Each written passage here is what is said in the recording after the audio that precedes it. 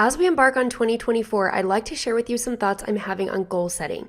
I'm going to share with you my own goals for this year, both writing and otherwise, why I'm setting these types of goals, and considerations I encourage you to think about as you set your own. My first goal this year is not writing related, it's to speak French. I'm someone who studied French for basically my entire life, but never reached anything close to fluency because I was too scared of making mistakes to practice. My terror of embarrassing myself was matched only by my deep, relentless desire to speak the language, a desire that hasn't gone away, much like writing books. So instead, I learned to read it, solely. I can translate much of a book in French, but ask me to order you a baguette and I'll freeze up like I've never had a single lesson. In July of this year, my family's going to France. Flights are on the books. So I've decided that this is going to be the year. A primary 2024 goal for me is to feel confident speaking French, not English first, to French people when I'm there. Sounds simple enough, right? But qualitative or outcome-based goals are not very useful. I can't actually control how well I speak by July or how confident I feel doing so. Desired outcomes may be useful in the sense that it's powerful to put ideas out into the universe, but they aren't useful for planning purposes. You can't actually control an outcome that involves feelings, quality, or results. I don't get to decide whether I'm confident or not. I just am or am not. A quantitative goal, however, is something I can control. So I settled on this. I will attend 100 French classes by the time I depart for France in July. If I attend 100 classes, I may or may not speak French confidently, but it seems like it's at least setting me up for success. My friend Lindy is a travel writer, and when I shared my plan with her, I also asked if she had any advice for language learning, given that she's made a career out of traveling to places where she does not speak the native tongue. She told me that the best advice she's heard on this topic is from someone who learned multiple languages by committing to make 200 speaking mistakes a day. Gulp. To make 200 mistakes every day as a goal?